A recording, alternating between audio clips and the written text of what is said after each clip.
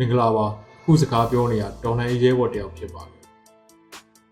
ကျုံးလုံးနေတဲ့ဒီကျုံးလုံးနေဆိုတာကျွန်တော်တို့ပဲပြောပေါ့ဒီတော်လှန်ရေးသမားအားလုံးလုံးနေတဲ့ဒီတော်လှန်ရေးက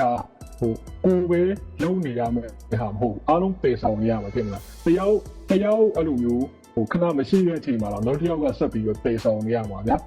အားလုံးပါဝင်ပြီးလုံးနိုင်တဲ့လောက်ကိုတုံးနေရမှာဖြစ်မလားအဲ့ဒါမှပဲကျွန်တော်ကလိုချင်တဲ့ပန်းတိုင်းကိုအရွေးကိုမြန်ရောက်ပါဗျာလူပြောမယ်ဒီကောင်ကြီးကလေအကြောက်တရားနဲ့ဖိနေထားတာအကြောက်တရားနဲ့ဖိနေတာဆိုတော့အများစုကဒီစစ်အာဏာရှင်ကိုတော့မကြိုက်ဘူးဒါပေမဲ့ကြောက်တဲ့ဒီကြောက်စိတ်ကပိုပြီးလုံခဲ့တဲ့အတွက်ကြောင့်ပြင်အောင်လားဘာမှအဲ့လိုမျိုးသိလိုက်မလုံးနိုင်တာမျိုးလေးရှိတာပေါ့နော်ဒါပေမဲ့အဲ့လိုမျိုးမလုံးနိုင်လေခုနကကျွန်တော်ပြောလုံးနိုင်တဲ့လောက်တော့လုံးနိုင်တဲ့လောက်နေတော့လုံးနေဖို့ကအရင်ရေးကြည့်ဘာမှမလုံးရင်တော့ဘာမှဖြစ်မှာမဟုတ်ဘူးအဲ့လိုဘာမှမလုပ်ဘဲညားနေတဲ့လူတွေညားနေလို့လည်းမဖြစ်ဘူး။အဲ့လိုပြောနေတာကစစ်ကောင်စီဒီကောင်တွေကကျွန်တော်တို့မျိုးဖိနေပါတဲ့လား။မျိုးလည်းဖိနေနေတာဖိနေခဲ့တာပဲ။ဖိနေနေတာပဲတကောင်မှခေါင်းမထောင်နိုင်အောင်ဖိနေတာဗျာ။တယောက်ပြီးတယောက်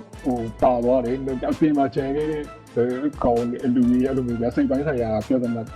တလူမျိုးစိတ်မလုံတော့ဘူးလေအဲ့လိုမျိုးအများကြီးခံလာရတယ်ဒါပေမဲ့ဘယ်သူမှဦးမညွတ်တော့ဘူးတင်မလားဒီကောင်တွေကဦးချိုးနေတာဒါပေမဲ့ဘယ်သူမှဦးမညွတ်သွားပဲနဲ့ကိုညံစွမ်းရှိတယ်ဗျာ